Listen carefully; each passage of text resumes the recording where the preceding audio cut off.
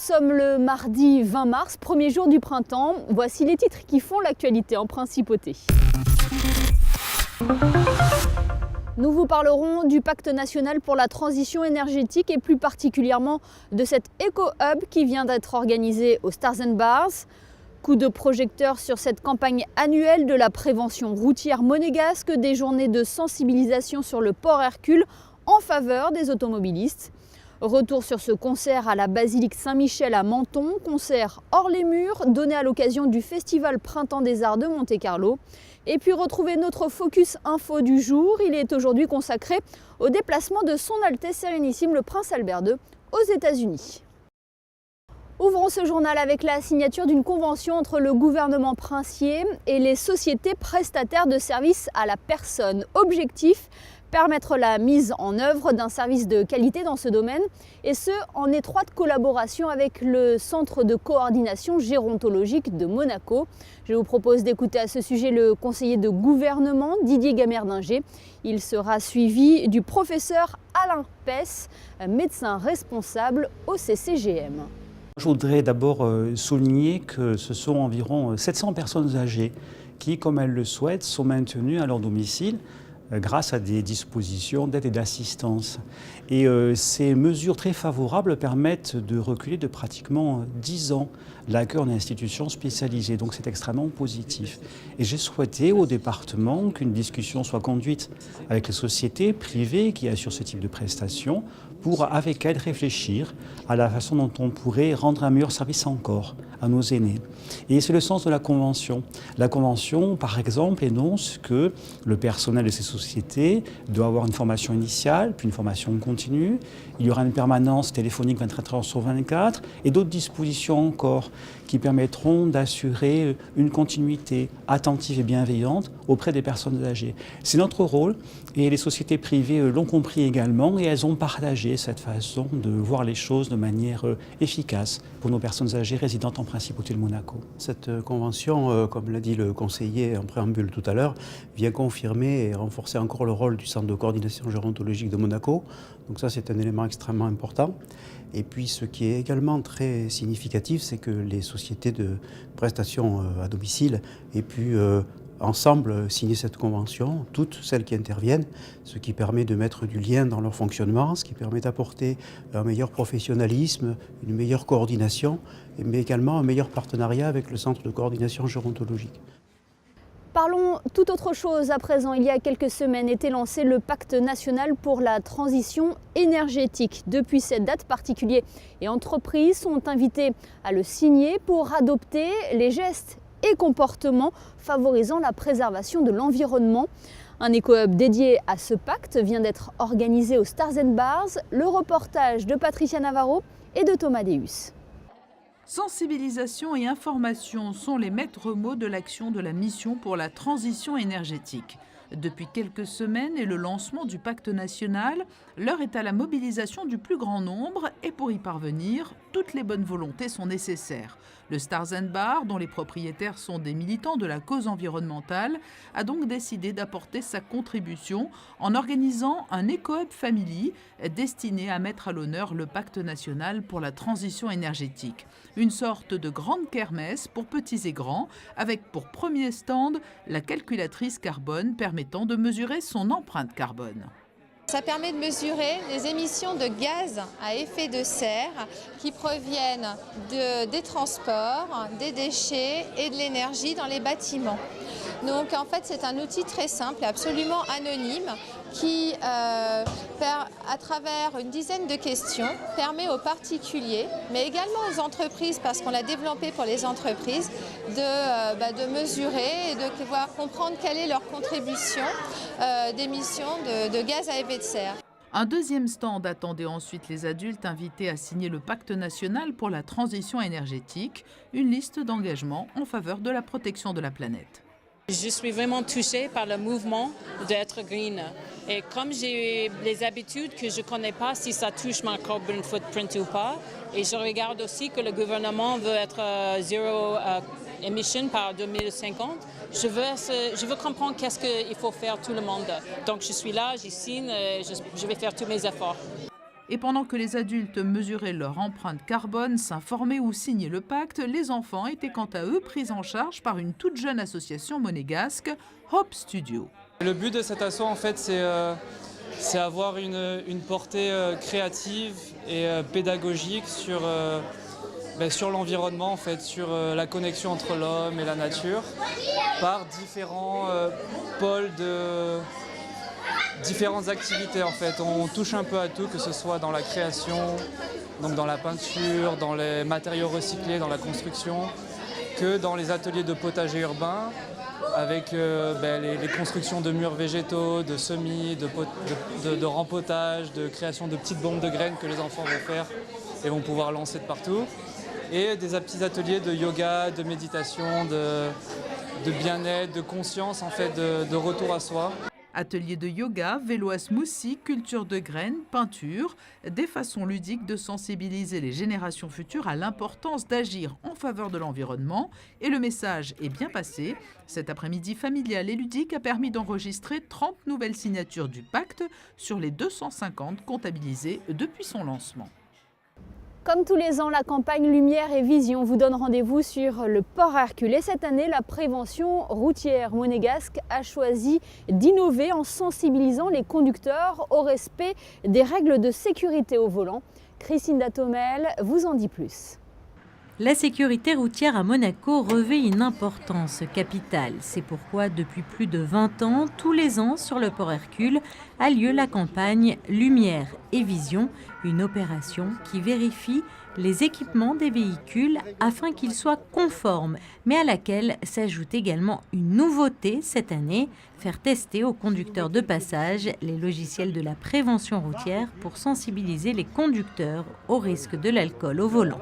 Le premier logiciel qui est un logiciel de réflexion, c'est-à-dire qu'on doit réagir à un événement et on mesure cet événement en fonction de la vitesse. On peut également intégrer l'état de la route et l'état du conducteur. Est-ce qu'il est en état normal, comme on conduit? Est-ce qu'il est vigilant? Est-ce qu'il est fatigué, très fatigué ou alcoolisé? Et tout ça ressort sur un graphique. De même, nous avons un logiciel d'étude de l'alcoolémie qui fait qu'en fonction du sexe, du poids, de l'âge et de la taille, et en fonction de ce que les gens mangent ou boivent, on va sortir une courbe d'alcoolémie. Cette année, la prévention routière se rendra dans les écoles, les entreprises et la maison d'arrêt de Monaco pour sensibiliser le plus grand nombre, et la jeunesse notamment. Au volant, un accident mortel sur 2 est causé par l'alcool, un fléau qui n'épargne personne, en particulier les jeunes conducteurs. Alors pour votre sécurité et celle des autres, pensez à vous rendre sur le port Hercule pour vérifier certes l'éclairage et la signalisation de votre véhicule, mais aussi votre vision et vos réactions. Une opération qui a lieu tous les jours de 9h à 17h et qui prendra fin jeudi soir sur le quai Albert Ier. Musique à présent avec le festival Printemps des Arts de Monte-Carlo. Un concert était proposé à la basilique Saint-Michel à Menton. Un concert hors les murs qui mettait à l'honneur la musique du Moyen-Âge. José Sacré vous en dit plus.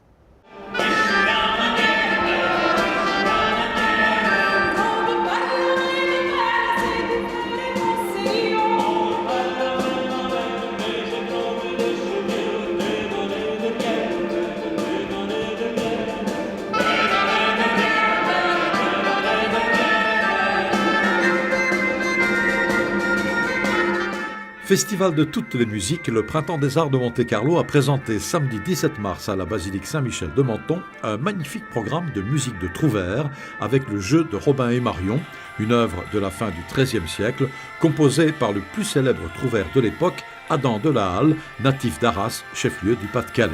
Le jeu de Robin et Marion a été interprété par l'ensemble Microlobus, l'un des meilleurs ensembles à contribuer à la redécouverte de la musique médiévale.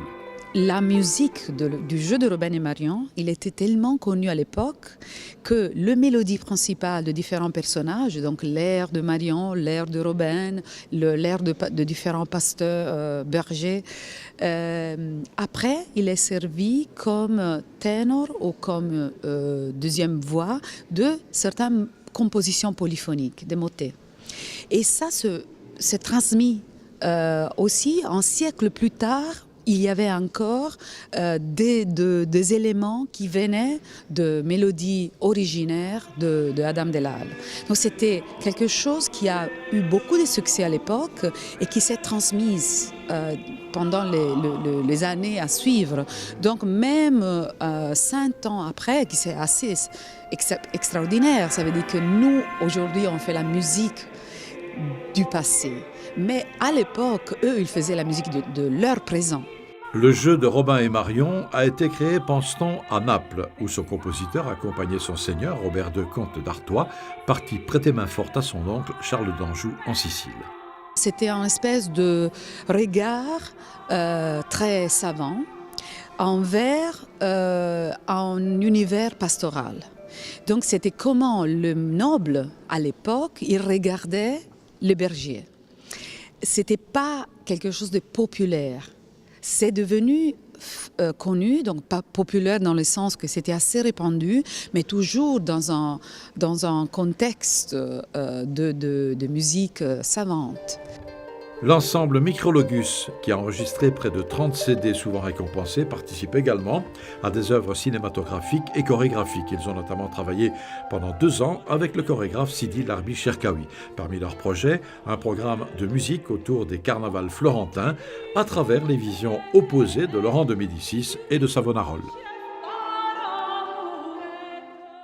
Envolons-nous pour les États-Unis à présent pour notre focus info du jour. Son Altesse Sérénissime, le Prince Albert II, a participé à plusieurs événements ce week-end, à Palm Beach tout d'abord, puis à la Nouvelle-Orléans.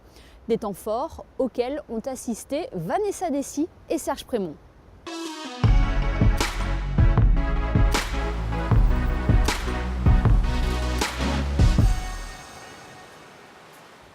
Localisée sur une île de plus de 25 km², Palm Beach est la ville la plus orientale de Floride. Au début du XXe siècle, la flambée immobilière permet de remplacer les petites cabanes près de la plage par de somptueuses villas. Les domestiques sont alors logés dans un quartier dénommé West Palm Beach. Les temps ont changé car aujourd'hui, les rues sont devenues très huppées. Les retraités fortunés ou riches entrepreneurs s'y côtoient quotidiennement. Vous l'aurez compris, nous sommes en Floride, à Palm Beach, plus précisément, vous le voyez, pour assister au 6e sommet annuel du Monaco Private Label. Cette année, les discussions vont tourner surtout autour de l'innovation, un véritable challenge pour la principauté. L'attractivité de la principauté demeure dans divers domaines, la finance, l'environnement, mais aussi et surtout l'innovation. Monaco est aujourd'hui un espace unique de créateurs de valeur qui émergent véritablement.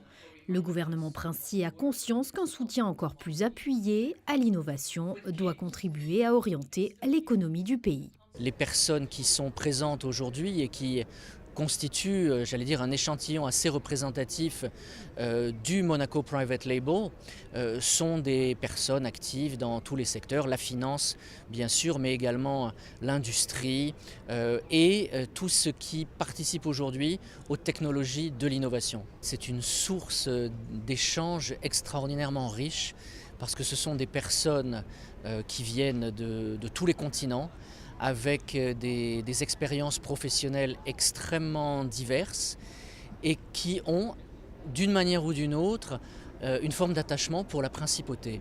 Monaco Private Label réunit près de 250 porteurs de la prestigieuse carte issue de 24 pays.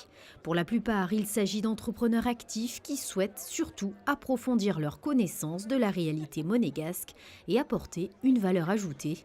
À l'occasion de ce 6e sommet annuel, plusieurs temps forts se sont profilés au cours de l'événement. Nous allons aborder des sujets qui sont très très loin de l'image qu'ils ont vraisemblablement de Monaco, et donc on va se projeter dans l'avenir. On ne va pas parler du passé, mais on va parler de l'avenir, on va parler de satellites, on va parler de drones marins, on va parler d'impact investing, on va parler de technologies pour lesquelles Monaco peut devenir une vraie base. Et alors je ne veux pas dire la conquête de l'espace, mais l'espace est encore une fenêtre d'opportunité pour Monaco qui est fabuleuse. Comme vous le savez, nous avons déjà un satellite 1, de Monaco Sat, qui est à 38 000 km de nos têtes actuellement, et un deuxième qui devrait être lancé vers 2021 à peu près. Et là, nous avons aujourd'hui des interlocuteurs, des conférenciers qui vont nous parler de technologies, notamment par exemple les drones marins, qui permettent justement d'explorer, de connaître encore mieux tout ça. Et donc, on n'a pas besoin de centaines de mètres carrés de bureaux ou d'entreprises. Vous voyez, on peut très bien installer ces entreprises à Monaco et contrôler le monde entier, tous les océans, et avoir la main mise sur une technologie dans laquelle Monaco peut vraiment exceller. Une vente aux enchères proposant 3 lots prestigieux comme un dîner dans les caves de l'hôtel de Paris, un concert soirée privée au Palais Princier et un accès VIP au prochain Grand Prix de Monaco. Grâce au généreux soutien des membres du Monaco Private Label, cette soirée a permis de récolter 130 000 $ au profit de 3 projets soutenus par la Fondation Prince Albert II en Méditerranée avec un programme de lutte contre les pollutions plastiques, une opération d'accès à l'eau potable au Guatemala et la sauvegarde d'une espèce d'oiseau en voie de disparition dénommée l'ibis chauve. Le partenariat qu'on a avec MPL fait que chaque année, une soirée est organisée dont les fruits bénéficient à la Fondation. Alors on est heureux que ce soit pour la première fois organisé à l'étranger, mais dans un pays où dans un pays où la Fondation a une branche, et je sais que la branche américaine a participé de façon active à la mise au point de cette soirée, et je suis sûr que cela permettra de dégager des fonds qui nous permettront de soutenir de nouveaux projets, soit qu'ils nous viennent directement par la branche américaine qui reçoit des projets, soit qu'ils viennent de Monaco et qu'on affecte les sommes qui seront levées à l'occasion de cet événement. Le souverain a quitté la Floride pour se rendre dans l'État de Louisiane, à la Nouvelle-Orléans. Dès 1910, la ville devient un lieu de bouillonnement artistique et musical. Foyer de la musique afro-américaine, elle voit émerger de nombreux artistes de blues, de jazz, comme Louis Armstrong ou Sidney Bechet. La Nouvelle-Orléans est marquée par l'héritage colonial français que l'on retrouve aussi bien dans l'architecture que dans les traditions locales. La ville a vu naître également la première princesse américaine de Monaco. Alice N devient la princesse Alice en épousant le prince Albert Ier. Pour la première fois et grâce à de nombreuses recherches, de la part de l'ambassade de Monaco aux États-Unis en collaboration avec les archives du Palais Princier, l'adresse exacte de sa maison où elle a vécu une partie de sa vie a été retrouvée. La princesse Alice était une femme quand même extraordinaire qui a un petit peu été oubliée dans l'histoire de la principauté de Monaco. Et c'était vraiment un moment pour nous stratégique de pouvoir remettre son histoire en avant. Et nous avons donc fait une série de recherches un peu plus poussées qui nous ont permis de découvrir l'adresse exacte où elle était née, ici dans le vieux quartier de Nouvelle-Orléans, mais aussi la date exacte de sa naissance qui n'était pas toujours correcte. C'était important pour nous de pouvoir dévoiler la demeure où cette princesse, où la princesse Alice a passé sa jeunesse, une partie de sa jeunesse, parce qu'elle y est restée que très peu de temps, malheureusement, à cause des événements de la guerre civile américaine qui ont forcé les Hein à se déménager et revenir sur Paris. Mais la famille de ses grands-parents maternels, les Milton-Berger, sont toujours restés ici à la Nouvelle-Orléans et elle est revenue parfois les visiter, les revoir. Et donc c'était un plaisir de voir la façon dont cette maison a été entretenue par différents propriétaires aujourd'hui, mais qui ont su garder le caractère de l'époque. Et c'était un moment délicieux de pouvoir partager cela avec notre Altesse. Pour l'occasion, le gouverneur de Louisiane a fait le déplacement afin de rencontrer le souverain. Les deux hommes ont été fascinés par l'événement qui marque une page de l'histoire et renforce les liens entre la principauté et les États-Unis. C'est tellement excitant de rencontrer tous ces gens qui sont présents aujourd'hui. C'est excitant de savoir que nous sommes connectés. Il s'agit d'une étape majeure au travers de ces 300 ans d'histoire aux États-Unis. Nous savons aujourd'hui que nous sommes liés, grâce à la confirmation de la présence de la princesse Alice en 1857, ici dans cette maison, appartenant aujourd'hui à Ross et Dana. C'est vraiment un bel événement pour eux, ainsi que pour la femme de l'ancien maire de la Nouvelle-Orléans, que de se trouver autour du souverain. C'est vraiment une superbe journée pour nous. Le souverain semblait très ému de pouvoir franchir le perron de la maison de la princesse Alice. La visite a été guidée par les nouveaux propriétaires qui venaient de rénover entièrement la bâtisse. C'est un moment très, très émouvant que de visiter cette maison restaurée dans ce quartier historique, dans ce quartier français historique de la Nouvelle-Orléans.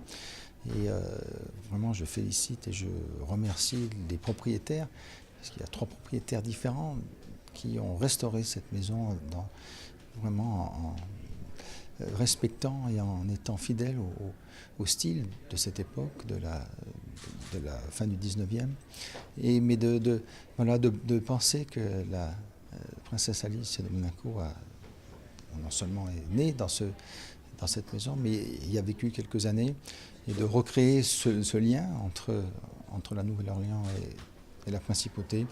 Je pense que c'était important de le faire aussi en cette année du tricentenaire de la fondation de la Nouvelle-Orléans en 1718. Donc c'est tous ces événements qui font que, et puis il y a bien sûr eu d'autres événements qui ont marqué ces liens d'amitié entre la principauté et la Nouvelle-Orléans, et de penser qu'il y aura une plaque pour rappeler ces liens historiques à travers la princesse Alice. C'est une grande satisfaction et une grande joie, et j'espère que ça permettra aussi d'autres échanges dans le futur. La Nouvelle-Orléans, qui fêtait son 300e anniversaire, organise son carnaval comme chaque année au mois de février. Les festivités durent en général plusieurs semaines. Des centaines de bals et des dizaines de parades sont proposées. Toute la ville défile, et notamment les Crew of Muses. Cette association en profite à chaque fois pour faire passer un message pacifiste sur le droit des femmes. Madame l'ambassadeur de Monaco aux États-Unis a profité de ce déplacement princier pour découvrir le mouvement et échanger sur ses idées. Les Crew of Muses, c'est environ 1500 femmes sur 28 chars autour des 1100 présents à la parade. Cette année, c'était notre 18e défilé. Nous avons beaucoup travaillé comme chaque année avant le Mardi Gras. Nous utilisons la satire politique et beaucoup d'autres sujets liés aux femmes. C'est pourquoi nous avons créé ces chaussures étonnantes et pailletées. Ce sont des objets chers aux femmes que nous jetons dans la foule en ce Mardi Gras. Je viens de dire que nous avons démarré il y a seulement 18 ans. Eh bien, sachez qu'au début, rien n'était prévu pour les femmes au carnaval. Donc aujourd'hui, rien ne justifie que les femmes soient traitées différemment. Le tourisme est devenu l'activité principale de la Nouvelle-Orléans. Le carnaval participe à l'attractivité de la ville et dorénavant, les visiteurs pourront découvrir une plaque commémorative à la mémoire de la princesse Alice sur son lieu de naissance, sur Royal Street. Et nous sommes loin des températures de la Floride ou de la Louisiane, quelques degrés en moins assurément. Justement, voici les prévisions météo pour les prochains jours ici même en Principauté. Mercredi 21, la Principauté se réveillera sous quelques nuages, mais très vite, le soleil devrait parvenir à réaliser de belles percées. Côté température, 3 degrés au lever du jour et 12 au meilleur de la journée. Fraîcheur encore d'actualité donc pour les premiers jours du printemps. Jeudi, du soleil toute la journée et une hausse des températures. Fin de semaine placée ensuite sous le signe des nuages qui devraient faire leur retour. Le thermomètre affichera 6 degrés le matin et 12 dans l'après-midi. Pour le week-end, alternance de soleil et de nuages avec des températures non pas de saison, mais en tout cas stables puisque le mercure affichera les mêmes quasiment que vendredi. Ce journal est à présent terminé. Merci de votre fidélité. N'oubliez pas, l'actualité de la Principauté est également à suivre sur nos réseaux sociaux et sur notre site internet. À très bientôt sur Monaco Info.